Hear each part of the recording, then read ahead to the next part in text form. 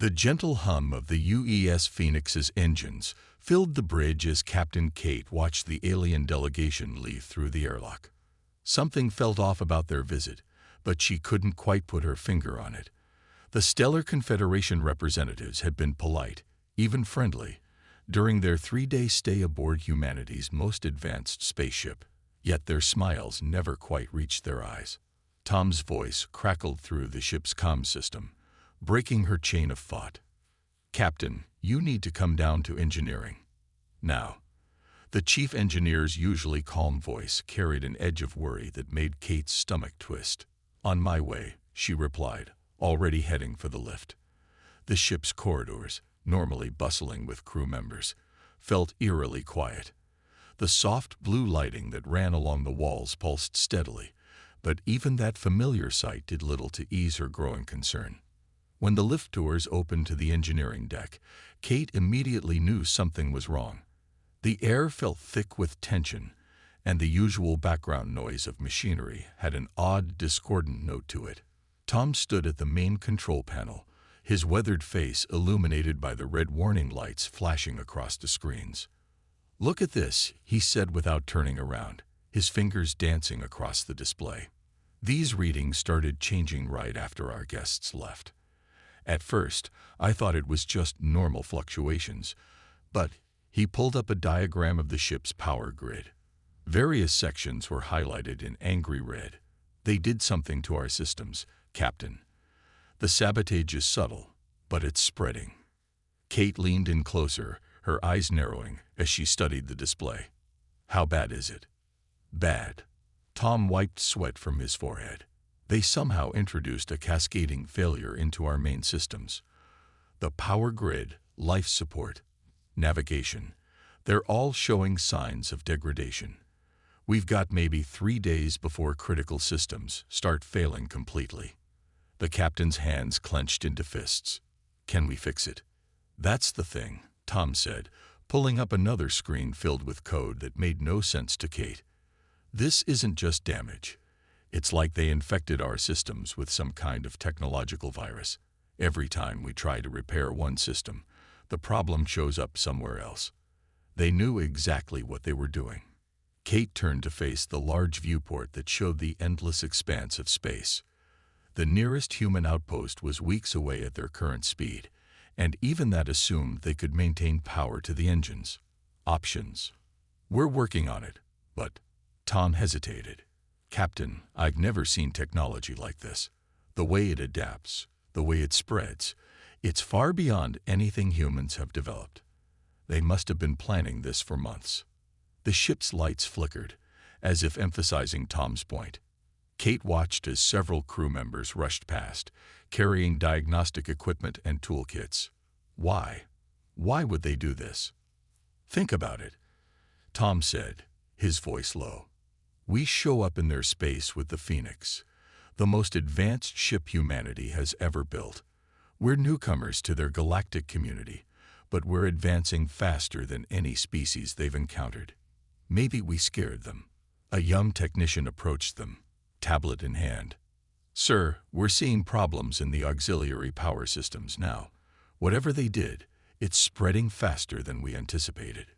Kate felt the weight of command settling heavily on her shoulders. 300 crew members were depending on her to get them out of this mess. "Tom, I want you to put together a team. The best engineers we have.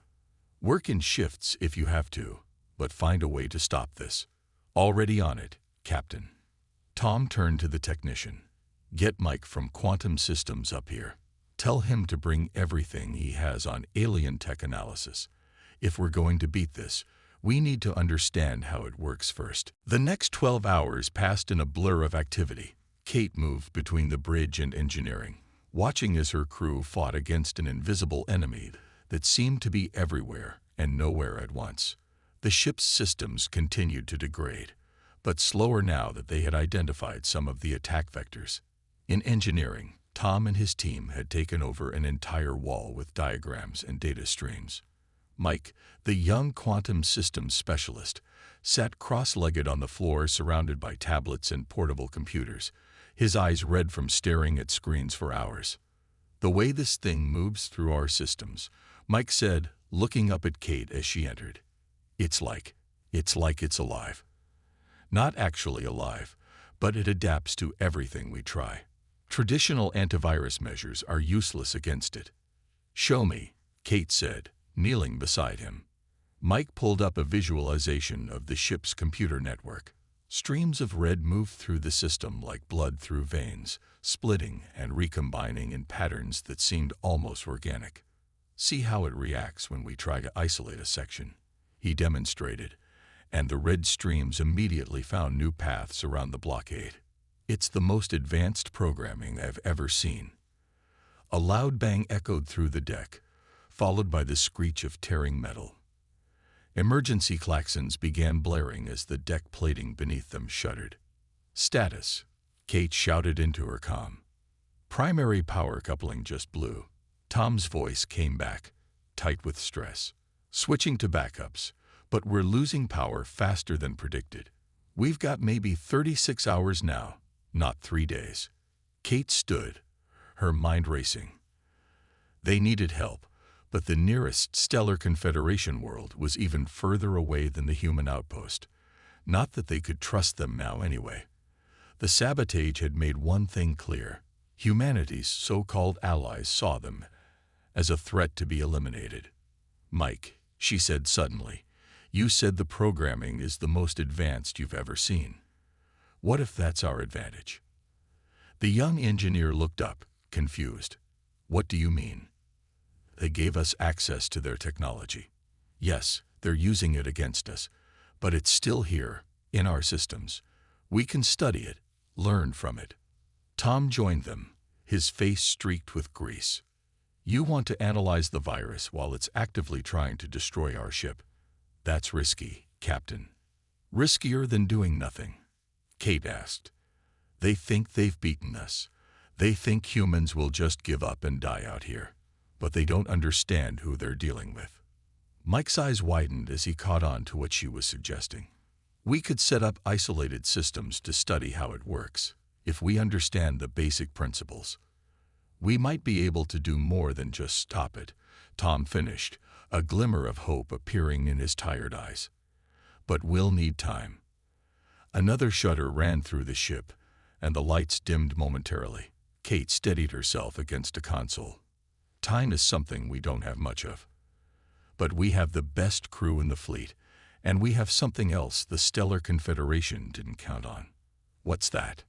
Mike asked. Human stubbornness, Kate said with a grim smile. They think this virus will destroy us? Fine. Let's show them how humans deal with threats. We don't just survive them. We learn from them, adapt them, and come back stronger. Tom nodded slowly, then turned to his team. All right, people, new plan. I want 3 separate research teams set up. We're going to take this thing apart piece by piece. Mike, you're leading the analysis team.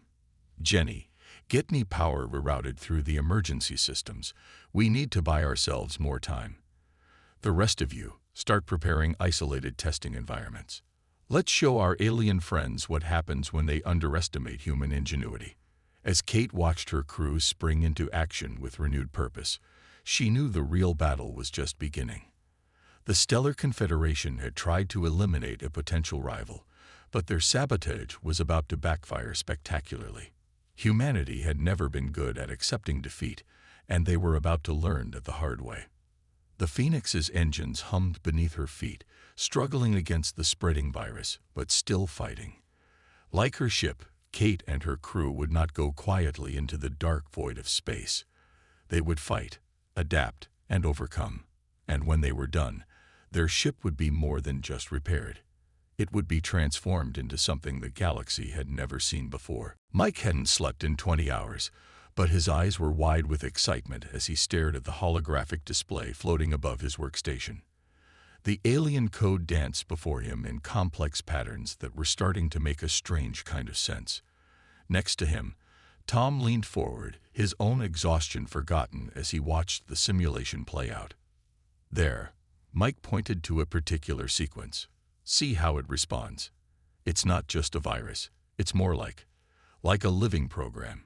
Every time we try to stop it, it learns and adapts.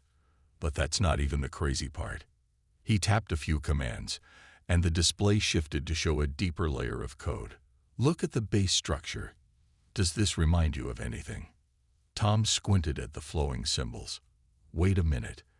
That looks almost like the quantum processing theories we were working on back on Earth. The ones everyone said were impossible. Exactly.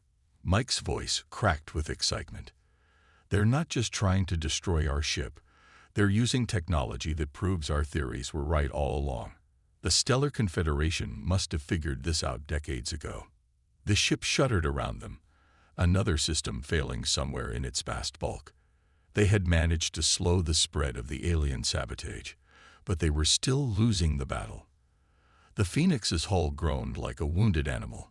Captain Kate's voice came through the comm system, tense but controlled. Engineering, we just lost gravity control on decks 5 through 8. How's that analysis coming? Captain, Mike replied, his fingers flying over the controls. I think you need to come see this. We may have found something big. When Kate arrived a few minutes later, she found her engineering team gathered around Mike's station, their faces lit by the blue glow of the holographic display. The young engineer could barely contain himself as he explained what they'd discovered. The aliens didn't just give us a weapon to destroy ourselves, he said, pulling up diagram after diagram. They accidentally gave us a key to understanding their entire technological base. This virus is built on principles we theorized, but could never prove. Until now. Tom stepped in, his weathered face animated. Think of it like they handed us a dictionary to translate their tech into our language. We're not just learning how to stop the sabotage, we're learning how their most advanced systems work. Kate watched the flowing patterns of light, remembering the smug expressions on the alien delegates' faces as they left the ship.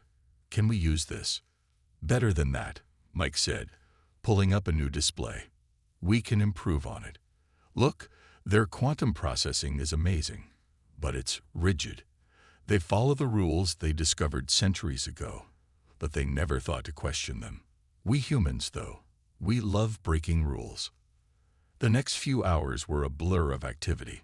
Mike and Tom led teams working in sealed labs, studying the alien code and testing theories that would have seemed insane just days ago. They lost auxiliary power to the cargo decks, but nobody complained about carrying supplies up manual ladders. Every crew member knew they were racing against time.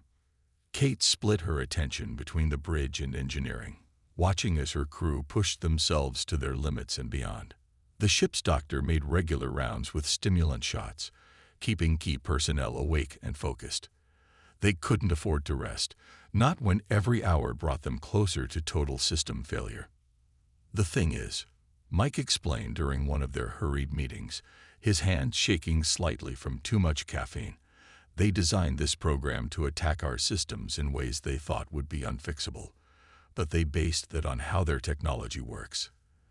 They never considered that we might approach problems differently. Tom nodded, pointing to a section of code displayed on the wall.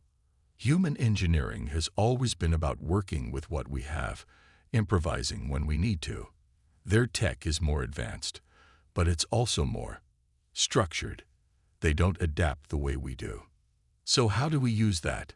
Kate asked, focusing on the practical implications. Mike grinned, looking almost manic with exhaustion and excitement. We let the virus think it's winning, but instead of fighting it directly, we're going to give it a path into systems we've prepared. Systems that look normal, but are actually experimental quantum processors we're building based on their own tech. Like a trap, Kate said slowly, beginning to understand. More like a maze, Tom corrected. Once it's in our test systems, we can study how it works in real time. More importantly, we can learn how to control it. The very thing they're using to destroy us could become the foundation for upgrading the Phoenix beyond anything they imagined possible. A loud alarm blared through the ship, and red warning lights began flashing. Main reactor showing signs of instability, the computer announced in its calm voice. Containment failure possible in 3 hours. We're out of time, Kate said, straightening up. "How long do you need to implement this plan?" Mike and Tom exchanged looks. "The test systems are ready," Mike said. "But redirecting the virus, studying it, learning to control it, that could take days. We've got hours at best. Then we'll have to work faster." Kate's voice was firm. "I'm not losing this ship, and I'm not letting them win. Whatever resources you need, whatever personnel, they're yours. Just make it happen." The engineering deck became a hive of controlled chaos. Crew members who had never worked together before formed seamless teams, following Mike's theoretical insights and Tom's practical experience. They cannibalized non-essential systems, rebuilding them into quantum processors that barely anyone understood, but everyone hoped would work. As they worked, more systems failed across the ship. Life support was running on backups, and the artificial gravity flickered unpredictably. But with each passing hour, they understood more about the alien technology that was trying to destroy them. It was like reading a book written in a foreign language, difficult at first, but gradually becoming clearer as they recognized patterns and principles. "Look at this," Mike called out suddenly, drawing everyone's attention. On his screen, a small section of alien code had been isolated in one of their test systems. As they watched, it attempted to spread and adapt as it had been programmed to do. But this time, something was different. The code hit the boundaries they had created and began to change in ways its creators had never intended. "It's working," Tom whispered, leaning in closer. "It's actually working." Kate watched the display, not understanding all the technical details but recognizing the hope in her engineers' faces. "What exactly am I looking at?" Mike's eyes were bright despite his exhaustion. "We're not just stopping their virus, Captain. We're learning how to speak its language. And once we can do that—" He paused, a slow smile spreading across his face. "Well, let's just say the Stellar Confederation is about to learn that they made a very big mistake." The ship groaned around them, systems still failing, but now there was a new energy in the air. They weren't just fighting for survival anymore. They were on the verge of something revolutionary. The aliens had meant to destroy them, but instead, they had handed humanity the keys to technological advancement beyond anything Earth had achieved before. The next step would be the riskiest, implementing their theories across the entire ship. But as Kate looked at her crew's determined faces, she knew they would find a way. The Phoenix was about to rise from its own ashes, transformed by the very weapon meant to destroy it. The main reactor chamber pulsed with an eerie blue light as Tom and his team worked. They had less than an hour before total containment failure, but nobody's hands shook as they installed the newly modified quantum processors. They couldn't afford to make mistakes, not now. Power levels dropping to 30%, the computer announced calmly. Warning lights cast red shadows across tired faces as crew members raced against time. Mike sat cross-legged on the floor, surrounded by tablets showing streams of alien code. He spoke into his comm unit, guiding teams throughout the ship as they prepared for what he called the upgrade of the century. Nobody mentioned that if he was wrong, they would all die in the cold vastness of space. "Ready at Junction 4, a voice crackled through the comm. "Junction 7 standing by," came another. Tom looked at the reactor's pulsing core, then at his tablet showing an ever-dropping power curve. "Mike, if we're going to do this, it has to be now." Captain Kate's voice came through the ship-wide comm. "All non-essential personnel, move to the emergency shelters. Engineering teams, stand by for power redistribution. This is not a drill." Mike took a deep breath and nodded to Tom. "Initiating quantum transfer in 3, 2, 1. He pressed his hand against the main control panel. For a moment, nothing happened. Then the blue light of the reactor flickered and died completely. The ship went dark. In the pitch blackness, someone whispered, "Did it work?" A new light began to grow. Not the familiar blue of the reactor, but a strange, shifting purple that seemed to move with a life of its own. The emergency lights flickered back on, powered by the last of their backup systems. "The virus is responding," Mike said, his eyes fixed on his displays. "It's following the path we created, moving through the quantum processors exactly like we planned." Tom watched as indicators across his screen began to change. Power levels rising. 10%, 20, 30. The deck plating hummed beneath their feet with a new note, different from anything they'd felt before. Across the ship, systems that had been dead or failing suddenly sparked back to life. 50%, 70. We're past normal operating capacity and still climbing. Kate's voice cut through the excitement. "Engineering, what's happening down there? We're getting some strange readings up here." "It's working, Captain," Mike said, his voice filled with wonder. "The virus isn't just being contained, it's being integrated. We're using its own adaptive properties to enhance our systems. The quantum processors are acting like translators, teaching our technology to speak their language." Through the viewport, crew members could see the strange purple glow beginning to spread through the visible power conduits of the ship. The Phoenix was changing from the inside out. "Captain," the ship's AI announced suddenly, its voice somehow different, richer, more alive, "I am detecting significant improvements in all major systems. Processing capacity has increased by 400% and rising." Kate stepped onto the engineering deck just in time to see the main display wall transform. Instead of the usual basic readouts, it showed complex three-dimensional representations of the ship's systems that moved and flowed like liquid light. "The AI," Mike explained, pointing to the display, "it's evolving. The quantum processors we built using their technology, they're not just improving our hardware, they're changing the way our whole ship thinks." Tom was moving from station to station, checking readings with an expression of disbelief. The power grid isn't just repaired, it's reconfiguring itself, becoming more efficient. The virus tried to destroy us by spreading through our systems. Instead, we're using its spread to upgrade everything it touches. "Incoming transmission," the AI announced. "Stellar Confederation vessel detected at long range." The crew froze. They weren't ready for a confrontation, not in the middle of such massive changes to their systems. But as data continued to flow across their screens, Mike began to smile. "Captain," he said, "I don't think we need to worry. Take a look at these weapon systems readings." Kate studied the displays, her eyes widening. The Phoenix's defensive capabilities had been impressive before. Now they were off the charts.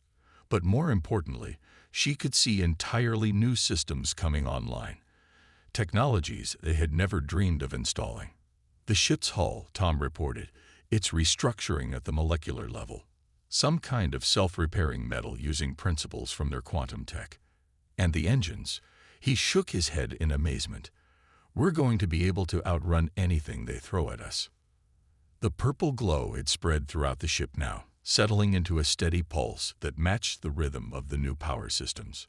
Crew members emerged from their shelters to find their stations transformed, displays showing capabilities that would have seemed like magic just hours ago. "Multiple Confederation vessels now detected," the AI reported. "They appear to be on an intercept course." "Let them come," Kate said quietly. "Tactical, give me a full analysis of our new capabilities. Engineering, I want to know everything this ship can do now. We're not running from them. We're going to show them exactly what happens when you underestimate human ingenuity." As her crew scrambled to understand their transformed ship, Kate walked to the main viewport. The Phoenix had been the pride of Earth's fleet before. Now it was something else entirely, a hybrid of human creativity and alien technology, transformed by the very weapon meant to destroy it. The ship's AI spoke again, its voice now carrying subtle harmonics that made it sound almost musical. "Captain, I believe you should see this. I am detecting capabilities in our new systems that even the Confederation has not developed. It seems that by forcing their technology to adapt to our methods, we have created something unique." Mike looked up from his station, his exhaustion forgotten in the excitement of discovery. "That's what they never understood about humans, Captain. They gave us a puzzle, thinking we'd try to solve it their way. Instead, we took it apart and built something better. Their mistake, Tom added with a grin, was thinking we'd just give up and die. They didn't realize that humans have been taking things apart and improving them since we first picked up stones as tools. Through the viewport, they could see the first glimpses of the approaching Confederation ships, still hours away at normal speeds. But the Phoenix was no longer bound by normal limits. Its hull gleamed with a subtle purple sheen, power coursing through newly formed quantum circuits that defied conventional physics. Kate smiled as she watched her crew work, already mastering systems that hadn't existed hours ago. The aliens had tried to eliminate a potential rival, but they had only succeeded in pushing humanity to evolve faster than anyone could have predicted. The Phoenix wasn't just repaired, it was reborn. The Stellar Confederation fleet emerged from faster-than-light travel in a dazzling display of light, their ships arranged in an attack formation that might have been intimidating just a day ago. Now, as Captain Kate watched them approach on the Phoenix's enhanced sensors, she felt only a calm certainty. 5 heavy cruisers, 3 destroyer-class vessels, and what appears to be their flagship, the AI reported, its evolved voice carrying subtle tones of curiosity. Their weapon systems are powered up, but their shields show signs of inefficiency that our new sensors can detect. Mike hadn't left his station in engineering for hours, fascinated by the continuing evolution of the ship's systems. "Captain, you need to see this. The quantum processors aren't just running the ship anymore. They're improving themselves. Every minute we're getting stronger." A communication request flashed across the main screen. Kate straightened her uniform and nodded. "Accept transmission." The alien commander appeared on screen. His scaled face, set in what they had learned, was an expression of superiority. "Human vessel Phoenix, your ship is showing unusual energy signatures. Power down your systems immediately and prepare to be boarded. This is your only warning." Kate smiled slightly. "I'm afraid we can't do that, Commander. You see, we've been making some improvements since your last visit. Would you like to see them?" The alien's face shifted to a deeper shade of green. Anger, they had learned. Your species' arrogance is remarkable. You were meant to be eliminated quietly, avoiding unnecessary conflict. Now you force us to make an example of you. "About that," Kate replied, glancing at her tactical display. "Tom, why don't we show them one of our new tricks?"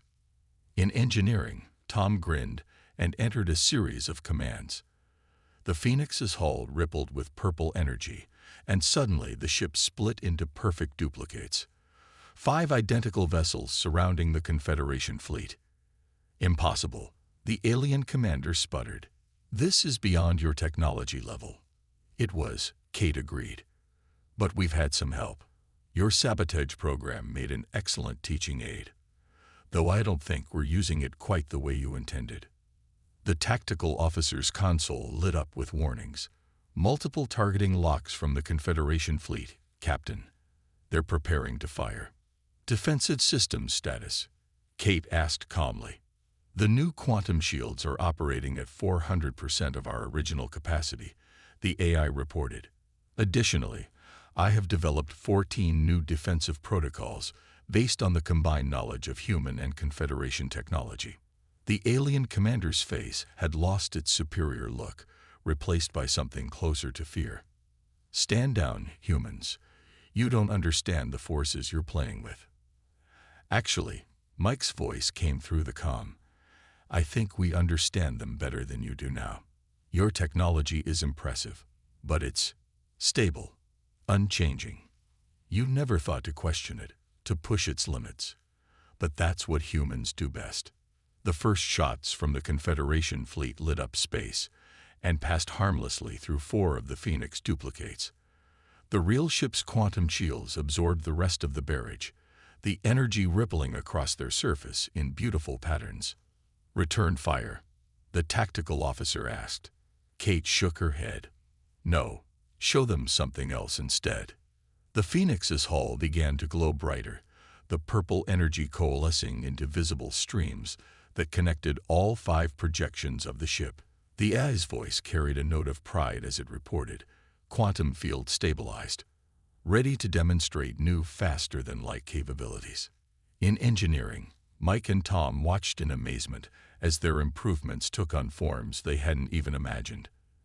The ship wasn't just using the alien technology, it was reinventing it.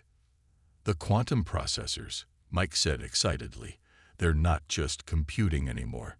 They're rewriting the laws of physics on a local level. The aliens use this technology to follow rules. We're using it to break them. The Phoenix and its duplicates began to move in perfect synchronization, creating geometric patterns in space that seemed to bend reality itself.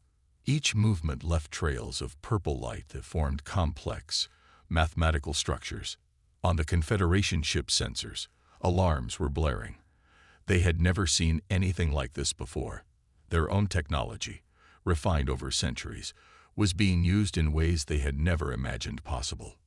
What you're seeing, Kate told the increasingly agitated alien commander, is what happens when you give humans a puzzle to solve.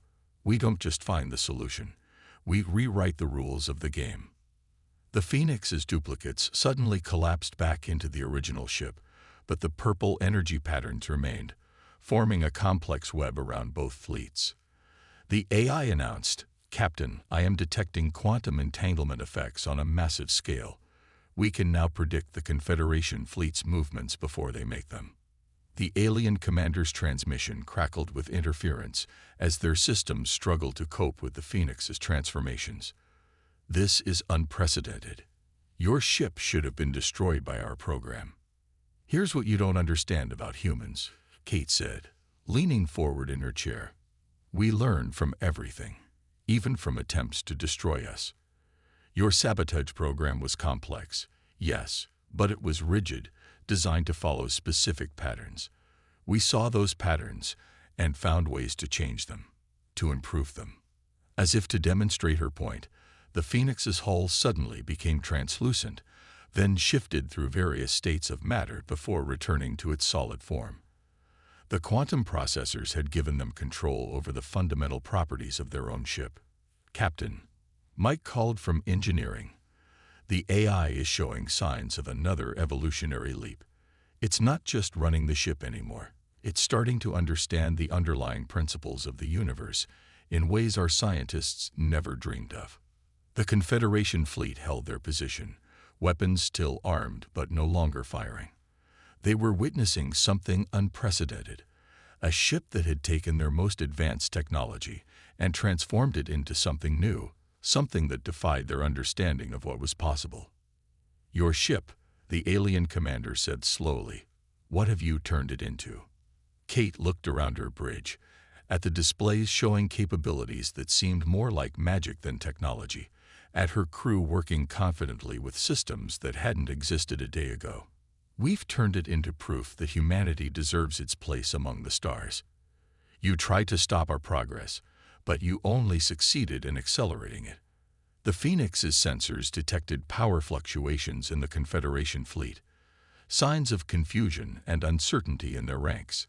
Their perfect formation began to waver as they faced something their centuries of technological development hadn't prepared them for, a species that didn't just use technology, but transformed it. "The question now," Kate said to the alien commander, "is what happens next. We could demonstrate more of our improvements, but I don't think that's necessary, is it?" The commander's scales had paled to a lighter shade of green. He looked off-screen, presumably at his own readings of the Phoenix's capabilities, then back at Kate. When he spoke again, the superiority was gone from his voice, replaced by something that might have been respect or fear. "Perhaps," he said carefully, "we should discuss this situation in more detail." The meeting room aboard the Phoenix hummed with its new energy as Captain Kate sat across from the stellar Confederation commander. The purple glow from the ship's transformed systems cast strange shadows on the alien's scaled face. Between them, a holographic display showed the incredible changes the ship had undergone in the past day.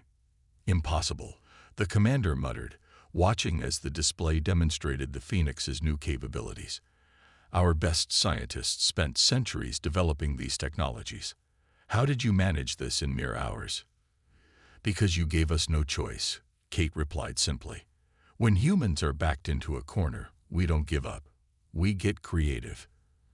Your sabotage program wasn't just a weapon to us.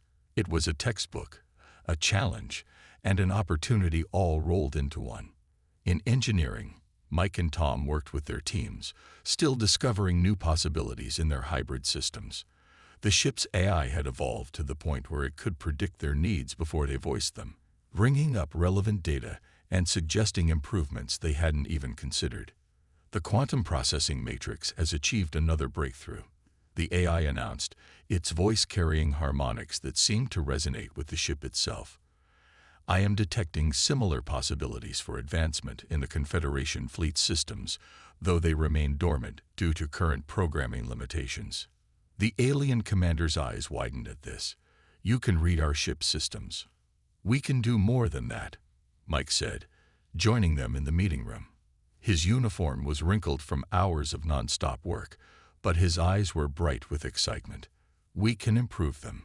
Your technology is incredible, but you've been using it the same way for so long that you've stopped seeing new possibilities. Tom entered behind him, carrying a data tablet showing complex quantum calculations. Your sabotage program was designed to exploit what you saw as weaknesses in our systems. Instead, it showed us how to make our systems more adaptable, more alive. The Phoenix isn't just a ship anymore. It's becoming something entirely new. As if to emphasize his point, the walls of the meeting room briefly became transparent, showing the space around them, where the Confederation fleet hung in formation. The commander flinched, but Kate remained calm, knowing the ship was simply demonstrating its enhanced capabilities.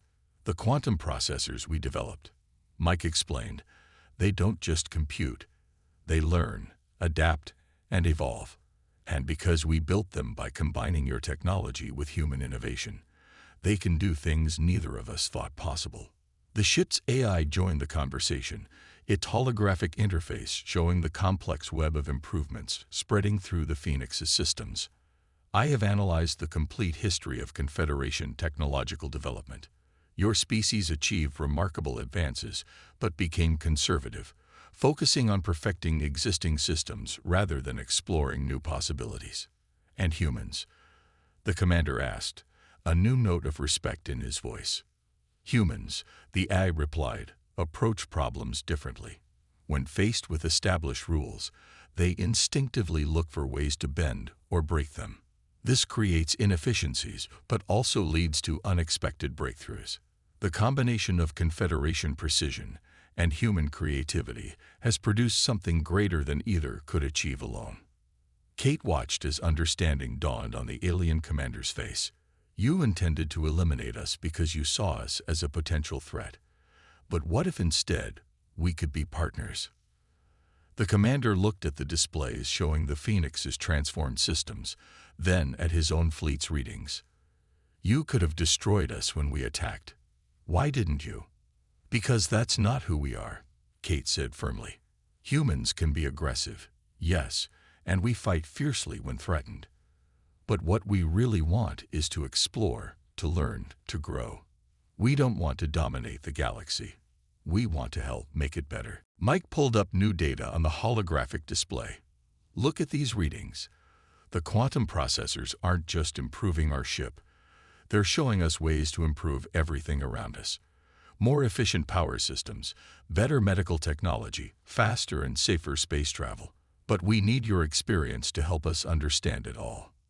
The commander was quiet for a long moment, studying the data.